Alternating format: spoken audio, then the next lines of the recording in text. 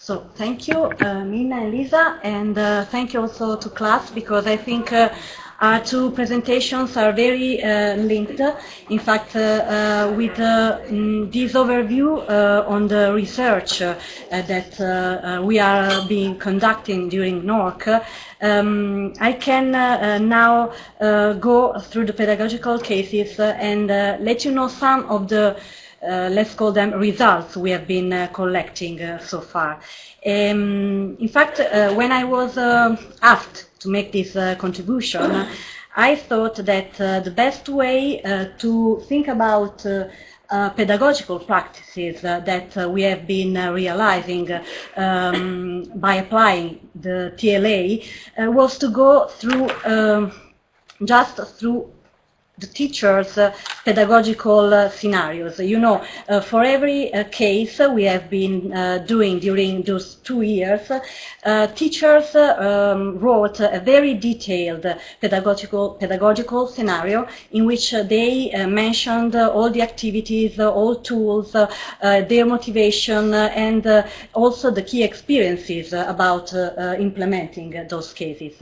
So I thought that would be useful to just have a look in these main aspects, that is teachers' motivation and critical and success factors they have encountered during their implementation, and how they applied the design principles that class described before. So let's go to the first element I want to discuss with you. Oh, no, before. By looking into the pedagogical cases, maybe I can, I'm able to answer to the question that was done before, that is, if there could be a typical NORC project.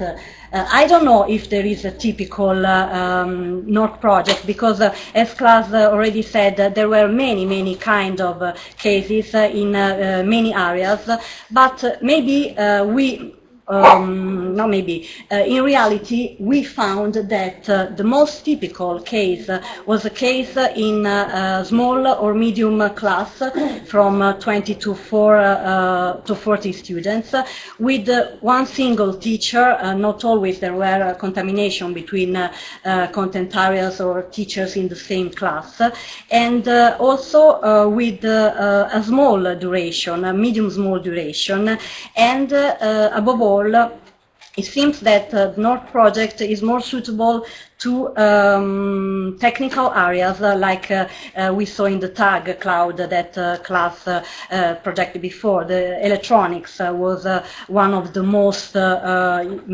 frequent case during our project. But this is not to say that only this kind of project in cases are possible, but that these were the most frequent during our experimentation. Let's see the reasons why teachers choose to go trialogical. I'd like to say there are many reasons. I won't read them all because we have the usual time issue during presentation. But what I'd like to underline is that there are a rich variety of reasons which are not only NORC and trialogical aims in implementing this kind of learning. In fact, teachers were more focused on behavioral issues and on enhancing motivation and active participation in students. So digital literacy and collaborative competencies are important, but they are not the only reasons to go trialogical, according to our teachers, and watching in seeing their very reasons to apply the trialogical approach. So you can see them all here, and facilitate comprehension, make students understand the value of what it is studied was one of the most frequent reasons to apply the TLA, because very frequently teachers don't know why to make students understand that what they are studying is important as a concrete value in their professional future, in their future professional career. So this is one of the most important reasons that teachers wrote in their pedagogical scenario. Now, class gave us some look in the design principles. I just want to see with you how teachers applied them in their cases, and how I think they were very good in doing so, because all the design principles, starting from the first, the most important, going to the sixth, about technologies, have been very well planned, and teachers were very good in thinking about how to make them real in their cases. Research will tell us if there have been good consequences in this planning, or they were just theoretical. But so far, there was a good planning in a teacher's scenario. You can see, I don't read them all because we have no time, but you can see the objects were very concrete, they were final but also intermediate, they were thought about an internal and an external use, and so on. I would only focus on some critical or success factors during the design principle application. For example, the object, which is the most important thing in a trialogical approach, not always has been thought according to an external use or an external audience. So this will make us think about the fifth, the design principle, cross-fertilization, contamination between practices, that it seems to be the worst aspect in trialogical learning application, because it's not very simple to find this link between above all school and companies or external institutions. So even if the objects were very good planned by teachers, they were not always well linked to the external world. And another critical issue in scenarios is that they were not always negotiated with students through a brainstorming session, but decided from teachers. So this could have a bad influence on activities and students' motivation. Around the object, teachers were very effective in planning a rich variety of activities which concretize the other design principles, as we will see. In fact, there were both the individual and the group activities, reflection, kind of evaluation, artifacts. All these aspects were well considered. Only not always in a good balanced way, in an integrated way. In fact, many times there were too much focus on individual rather than on groups. So this could be one issue in a trialogical learning application, and maybe teachers need some more strategies or techniques to consider these elements together. Anyway, they were good in thinking about how technologies or reflective activities could help them to integrate individual and group activities. So this is another success factor. Looking at the third design principle, which is fostering long-term processes of knowledge advancement, you can see how all these three elements of the principle have been realized from teachers or have been planned, because we have long-term processes, iterativity, and object future rules. So they were, again, very effective in thinking how to actualize this kind of principle, even if they found difficult in distinguish it from the following principle, because they tended to overlap the two principles, because they've been seen as very similar. So many ways, many times in pedagogical scenarios, this principle was left empty, but in the fourth one, this one. But in reality, reading the scenarios, I found that they realized it by the means of the other principles, and especially the third one. So this could be also a further reflection for our researchers to think how to better distinguish in reality the application of these two principles.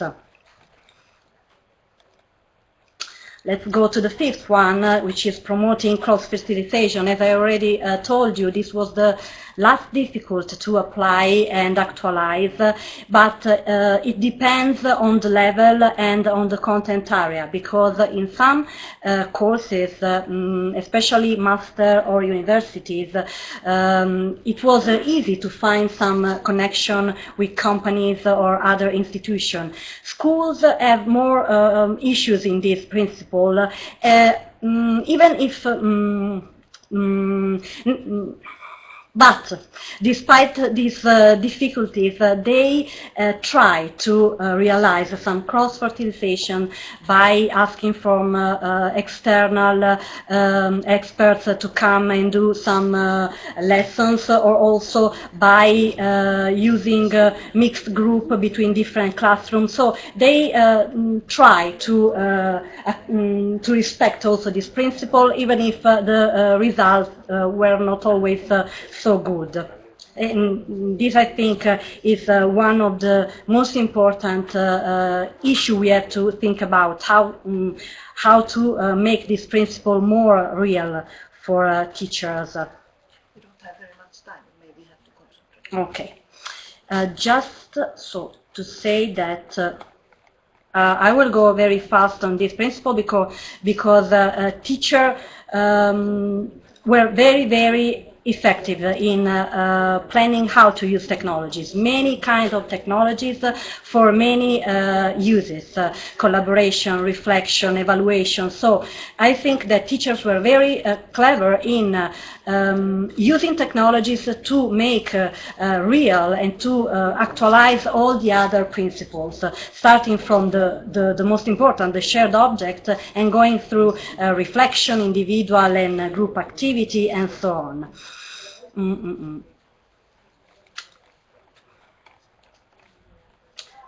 Just to say some major success factors that teachers reported in their scenarios, in their key experiences. So there were many, many reasons to be happy to have tried to experimentation, and we can also see that these factors meet their expectation before to start with the NORC project. You can see because of the development of professional skills, students enhanced motivation, and also the strong link between theory and practice that the TLA made it possible through the NORC project. You can also read some of teachers thought about these success factors. The main success at the end of the course, when students were able to see and touch the object realized, and this was very pushing motivation for a student. But there were critical factors, and they are linked to time.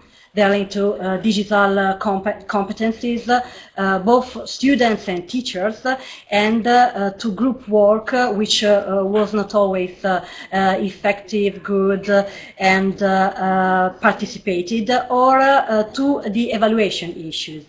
I will go to the last slide just to say that even if there were all of these critical issues, I think that maybe the solution is already in our hands, because now, as Lisa told you before, we are building, but many materials are already there, this reuse library, which contained all the scenarios, all educational resource patterns, suggestions on how to use technological tools. And I think that many answers to the critical issues, to the difficulties that teachers experience during their cases, could be found there, because I read them all. So many times I found that the solution was in another educational cases.